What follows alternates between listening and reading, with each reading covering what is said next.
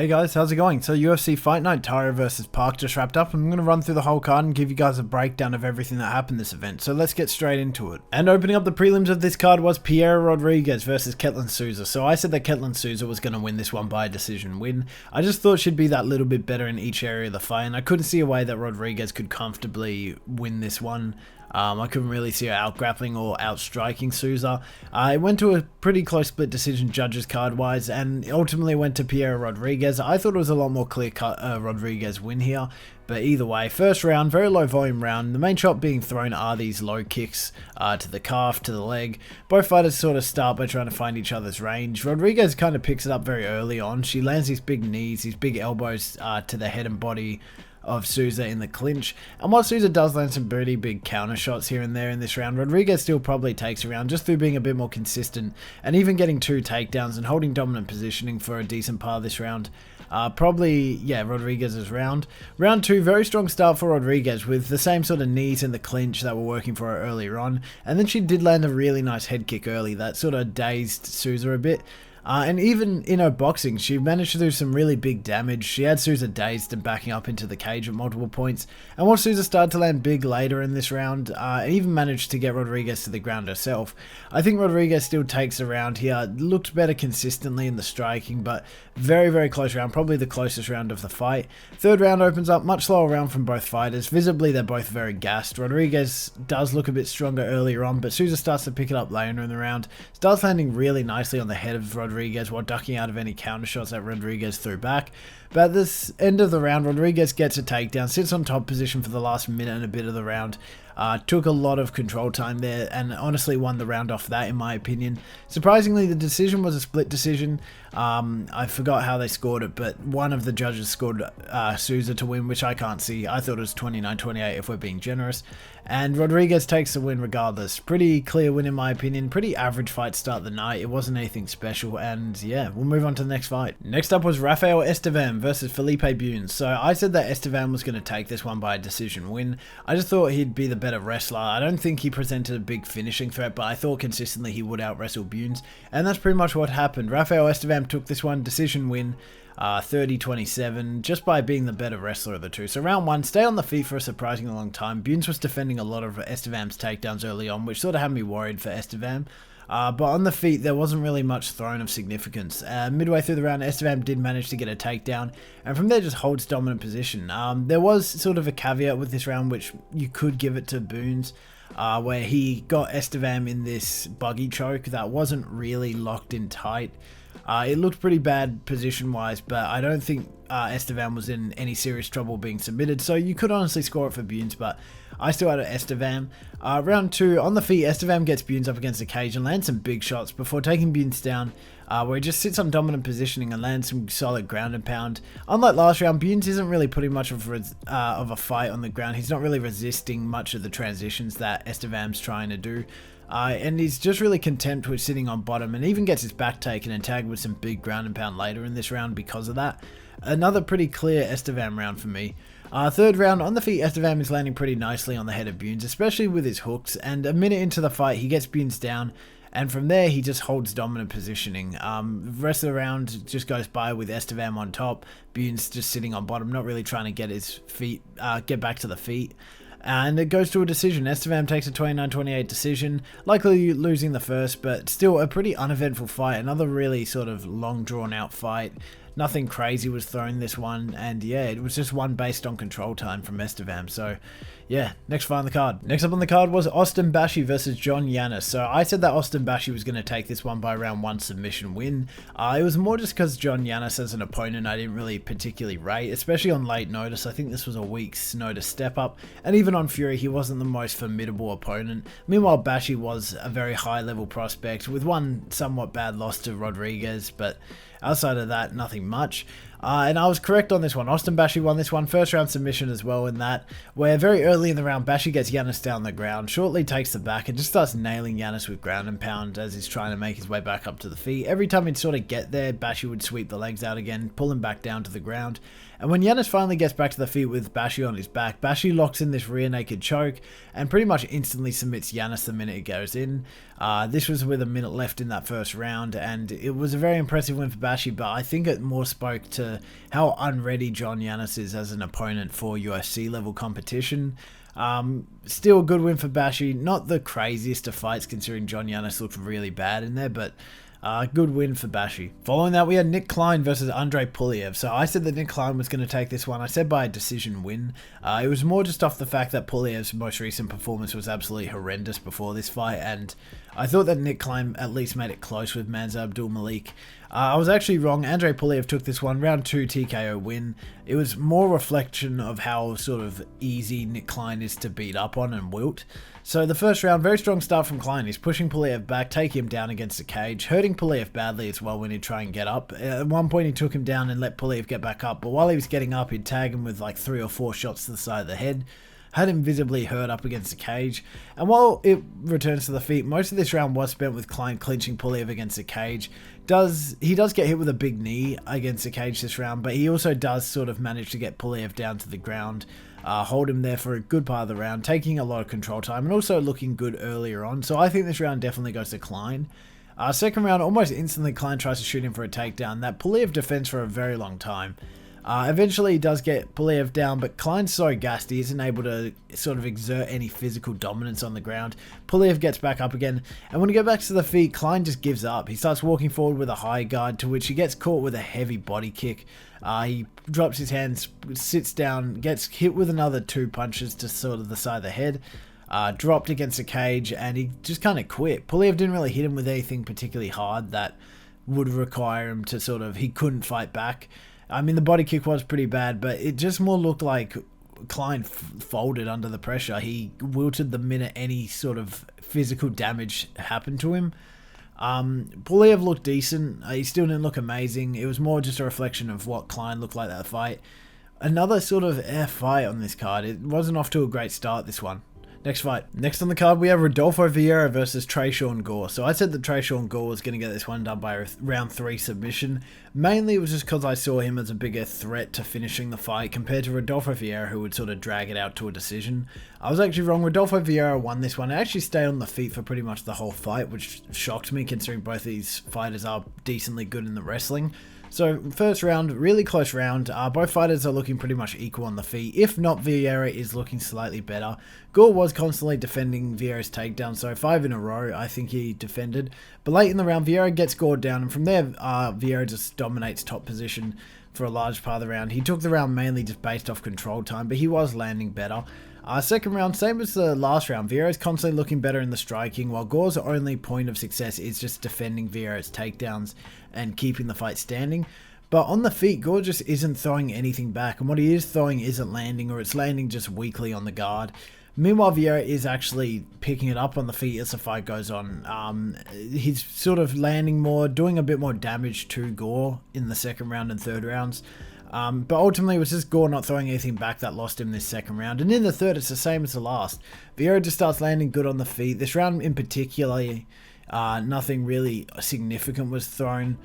Vieira was notching up the power a little bit, but not really anything fight-ending. Gore looked good with his wrestling defense, but not much else. He lost that final round just primarily due to not throwing anything back again. And when it goes to the decision, Vieira takes a 30-27 decision win in a pretty frustrating fight to watch.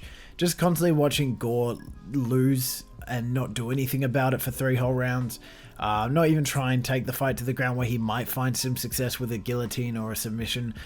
It was just annoying to watch. Good win for Vieira. His striking is pretty solid for someone so heavy on jiu-jitsu, but yeah, another pretty dull fight on this card. And closing out the prelims of this card was Rinya Nakamura versus Nathan Fletcher. So I had Rinya Nakamura winning this one by a decision win, sort of in the style that he usually does, just maintaining whatever dominant position he could find on the ground, while Nathan Fletcher would try and sort of make it even than striking, but just wouldn't find enough.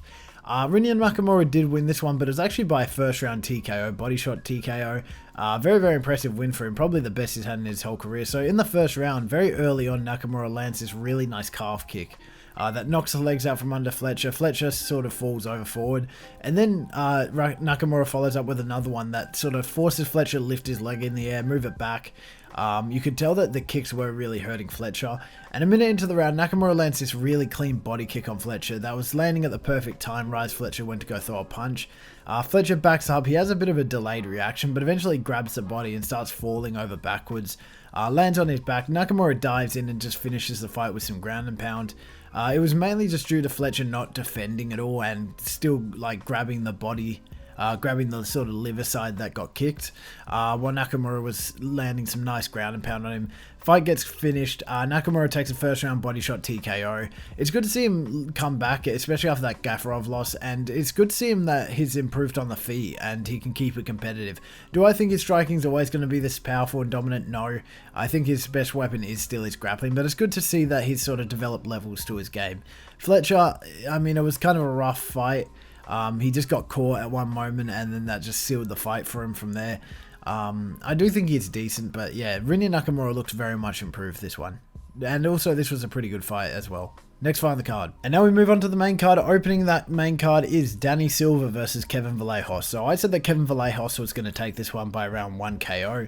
I just thought his striking was going to be way too powerful, way too dominant, and he was just going to sort of finish the fight early compared to Danny Silva, who keeps all his fights close. I was correct about Kevin Vallejos winning this one. It actually went to a decision, surprisingly, but I think that said more about Silva than Vallejos in this fight. So first round, very restrained first round from Vallejos. He's only really throwing here and there with big shots, and most of them are falling on the guard or missing completely. Silva's head movement was giving a lot of troubles to Vallejos in this fight in general, but also very early in this first round it was most evident. And while Vallejos is constantly biting on all of Silva's feints, Silva just doesn't really throw anything this round. In the final minute, he gets tagged with some big shots and to the head and body, with Silva getting a takedown in the final 10 seconds to keep the round competitive. But overall, I'd still have to give it to Vallejos.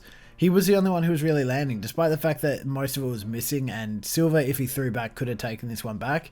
Probably still a Vallejos round. Second round, Vallejos starts targeting the body a lot more this round. He causes Silva to stop moving around as much and hopping around, which helps close the distance more often. His hands also drop a little bit, and he gets caught with some big shots from Vallejos in this round. To Silva's credit, he eats some really big shots as well. He has a pretty good chin. This fight sort of made me realize that. He looked a bit dazed at points, but not really anything big this round that sort of had him back up against the cage.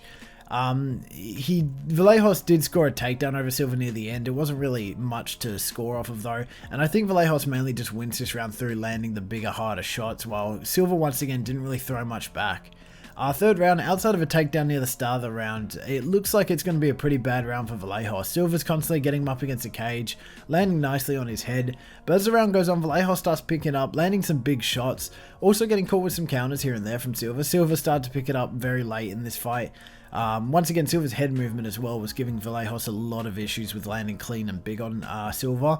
And while you could make an argument that Silva won this third round, keeping the punch stats equal this round, Vallejos was just landing the bigger shots. He was landing with a lot more damage and power, and likely taking this round when it came to the cards. And when the decision got called, Vallejos takes a 30-27 decision win.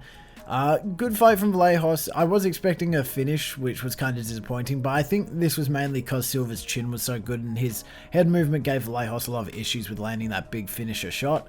Yeah, Vallejos, good win. Silva showed a lot of grit.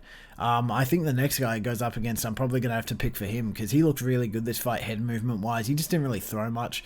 One of the better fights on this card. Next fight on the card. Following that, we had Magny versus Elizeu Zaleski dos Santos. So I said that dos Santos was going to take this one by decision win. I just thought he was a little bit better, especially in the grappling. I thought was where he was really going to take this one over. And I just saw Magny as a bit of just a gatekeeper. And I thought he was sort of below the level of Zaleski dos Santos just slightly. I was wrong. Magny took this one. Second round TKO, surprisingly. It was actually a bit of a comeback win, in my opinion. So the first round, from range, Magny's a much better fighter. He's tagging dos Santos with a straight jab combination constantly. Dos Santos is kicking at the legs and also entering the distance where he'd land these nice, maybe like 2-3 piece combos. A lot more powerful than Magny, but Magny was just consistently landing. Dos Santos did get quite a bit of cage control time when like clinching with Magny against the cage. He would get reversed though. Magny would pick up a little bit for himself, and ultimately I think the round would have to go to Magny just through him landing the better shots consistently compared to Dos Santos, who was landing maybe like 1 or 2 big ones. But nothing really in between that. So the second round opens up, and very early in the round, Dos Santos starts chipping away at those legs of Magny again, and this time you can see that they're actually hurting Magny quite badly. Magny's taking a lot of weight off of them, and with that he gets taken to the ground quite easily. With Dos Santos staying on top control. Magny does try to lock in an arm triangle, is a bit unsuccessful, and Dos Santos does sort of control him on top position for most of this round. But with the final minute 30, Magny manages to get back to the feet, where he starts landing some big knees on the head of Dos Santos that had him pretty hurt.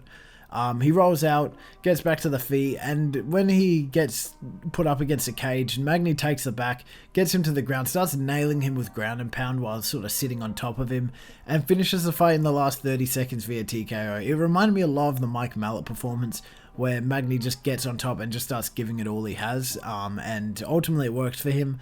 Was this an amazing fight? Not really. It wasn't anything sort of horrible. It wasn't bad by any means. It was just kind of average.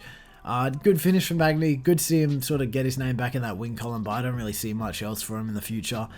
Yeah, just a pretty average fight. Next fight. Next up was Karol Rosa versus Nora Cornolle. So I picked Nora Cornolle for this one by a decision win. I just thought when it came to the striking, she was the more powerful, more impactful, a bit slicker striker. And I thought that was ultimately what was going to sort of carry her through to the decision. I couldn't see her finishing Rosa. Rosa has a very good chin, but I thought she'd just be doing enough in the striking to take a decision. I was actually wrong. Karol Rosa won this one, pretty clear cut as well, and it was mainly just through her wrestling. So the first round, Cornolle tries to land big out the gate. She pushes Rosa up against the cage, tries to land some big shots on her, but more times than not, Rosa would just eat the shots and then land these big counter shots in return, which Nora Cornolle wouldn't really eat as well. I think the chin of Rosa was significantly more sort of, it could take more punishment than Cornolle this fight, and eventually when they enter the clinch, Cornolle actually manages getting clinched up against the cage for a good part of this round. And with the striking being roughly even in terms of damage, the control time against the cage likely just won Rosa that round. There wasn't really much else to score off of that round. Second round, off the bat, Rosa takes Cornolle down, where for a large part of the round she holds Cornolle on bottom position. Cornolle's sort of holding onto this Kimura that isn't quite in, and as a result she sort of lets the first half of the round run away from her. And on top control, Rosa's landing these big elbows, body shots as well. She's landing these really big ones that you can see start to accumulate damage and drain the gas tank of Cornolle. And once again, this was probably another round for Rosa. I think this one was a lot more clear cut. There were times where Cornolle would land some big shots from bottom, but it wasn't really enough to overcome the control time from Rosa. Third round plays out pretty much identical to the last round. Rosa takes Cornolle down early this round, holds her there for the rest of the round, constantly threatening submissions, landing some nice ground and pound. And while Cornolle is firing back from bottom position with some decent shots of her own like the round before that, it's another clear round for Rosa. She absolutely dominated the wrestling, wasn't even close this one.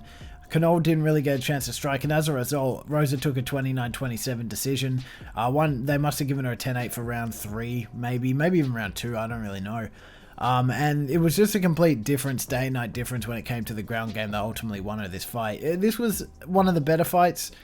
Still, once again, nothing crazy, but it was kind of fun to watch Cornolle just Rosa beat up on Cornolle on the ground. So one of the better fights of this card. And following that was Elves Brener versus Esteban Ribovics. So I said that Esteban Ribovics was going to take this one by a decision win. I just didn't like how on and off Elves Brener can be at times, and I thought Ribovics is someone who always brings the fireworks when he fights, and that will be enough to take this one.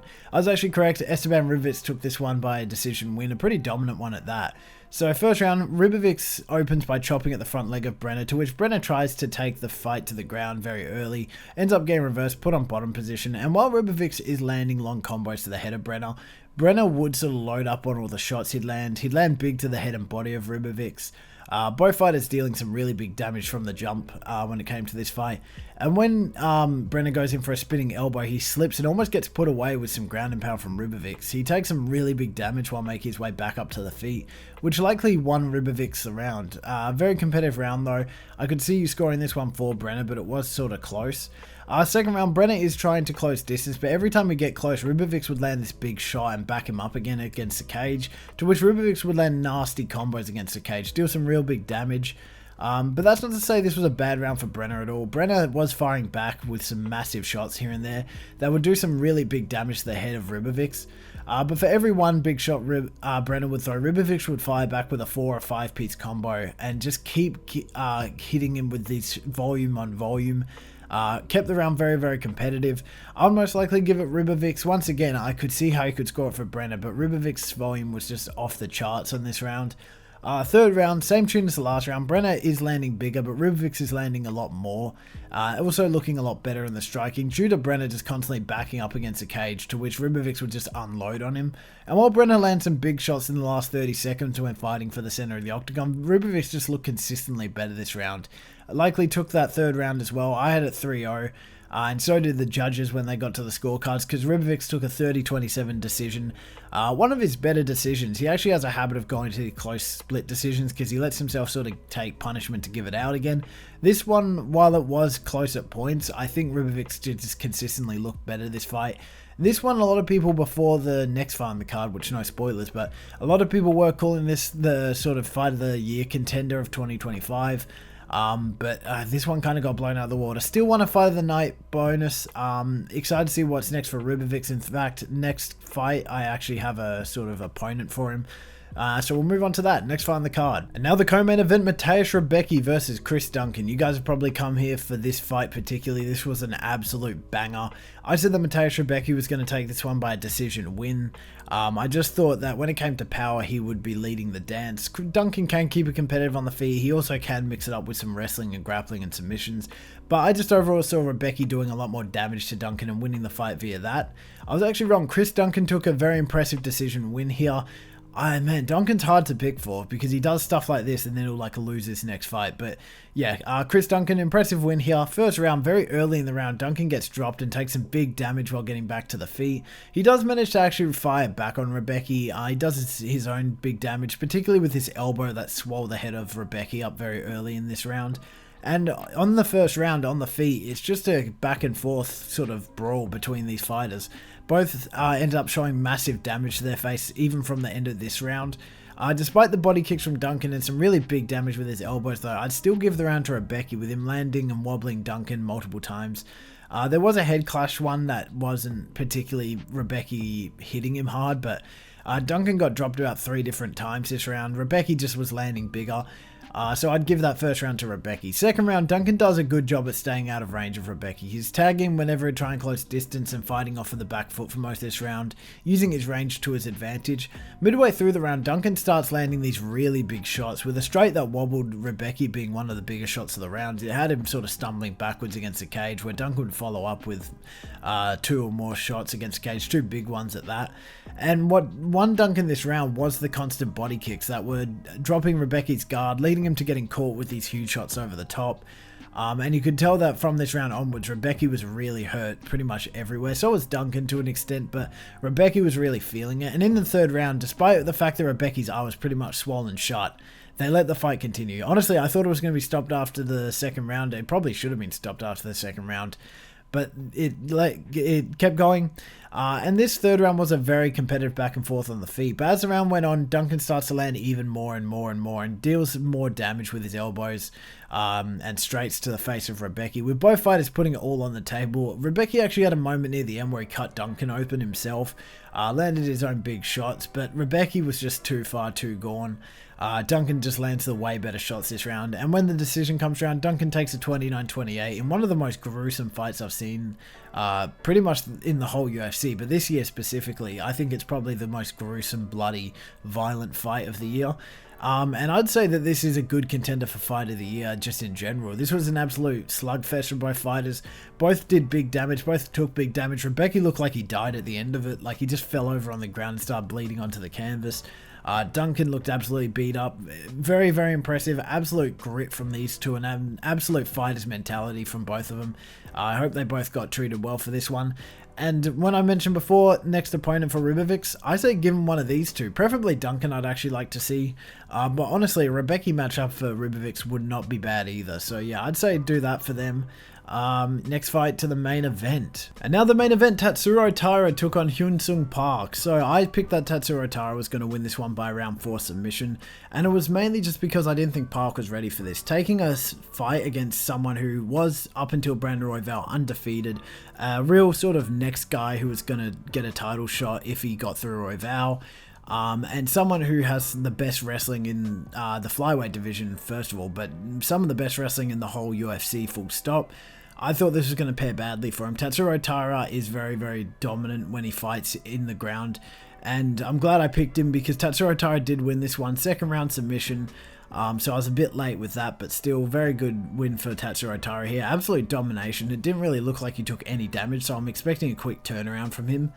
So round 1, very early on, the fight's very patient from both fighters. They're both staying at distance, not closing in, preferring to kick away at the legs and find that distance, with Taira landing this perfect counter right that had Park backing up. He actually did a good job at masking the fact that he was slightly dazed, but Taira walks forward, lands this same right over the top, and drops Park, and from there he just dives in, holds dominant positioning, while constantly transitioning into a position that will allow for submissions or ground and pound. And with 2 minutes left, Taira gets the back of a standing Park, and tries to lock in this rear naked choke, to which Park falls backwards, and tries to sort of wind Taira, tries to sort of land on his back and get him to let go of the choke. But ultimately, it doesn't work. He loses that first round through being controlled on the ground very clearly. And then when the second round opens up, almost instantly Taira gets a double leg, picks Park up, slams him on the ground, and takes it back pretty much instantly. And with a minute into the round, Taira locks in a face crank from the back, submits Park very quickly, and takes a very impressive second round submission win. Not the hardest of opponents. I think Taira's most dominant fight to date, granted against a pretty average opponent. But man, this really showed that Taira's wrestling is no joke. I actually think he would fare pretty well against Pantoja. I don't think he should get Pantoja next. I think that's a bit premature. He did just lose to Brandon Royval. Split decision, but still. I want to see maybe a number 1 contender fight. I would say rebook the Albazi fight, although that's kind of tricky to do because Albazi is always sort of out of his fights with some sort of injury or not. He's very unpredictable when he will actually show up to fight. So because Taira took no damage here, honestly, I could see a Moreno matchup for a number 1 contender spot on the UFC Noche card. That would actually be really, really good. I think that's the best option. Whether Taira will accept that and turn around that quickly, who knows. Park, on the other hand, I think he's just going to go back to fighting these sort of just outside the 15, even maybe a bit lower opponents within flyweight. He did look good at points, I guess. Not really. But I don't think he's as bad as this matchup made him look. So yeah, maybe, I don't even know. Someone around Carlos Hernandez level. But yeah, that was that fight. Decent fight, but I mean, kind of got outshadowed by the past 2. And yeah, so that's it, guys. That was UFC Fight Night Taira versus Park, and a breakdown of everything that happened this card. How did we do on predictions? Pretty badly. I only got 50% of my predictions on who would win correct. Of that, I got the method by 67%. But it wasn't really a big sample size considering I only got half the fights correct. Cam, on the other hand, did a little bit better. He got 58% of his picks correct, but that's mainly just because we had the exact same picks. They were borderline identical outside of Vieira Gore, which he took. So pretty average week from both of us, a bit worse for me, but still. Where would I rank this card? Honestly, originally leading up to the main card, I was thinking mid-D, even a bit low D. The fights weren't bad by any means, they were just painfully average, but with Esteban Ribovics versus Elves Brener, with Chris Duncan versus Mateusz Rebecki, even with Vallejos Silva, which I actually really liked as well, and the main event wasn't horrific. I have to move it up a little bit. Granted, it's not high, but I'm going to put it at the bottom of C. I think it was one of the more memorable cards, mainly because of those last 3 fights. But once again, the rest of the card was kind of a bore to sit through. Next week, UFC Fight Night Elizeu versus Hernandez. Once again, another Apex card. Not particularly excited for that. Yeah, I'll see you guys with my predictions for that one. Bye-bye.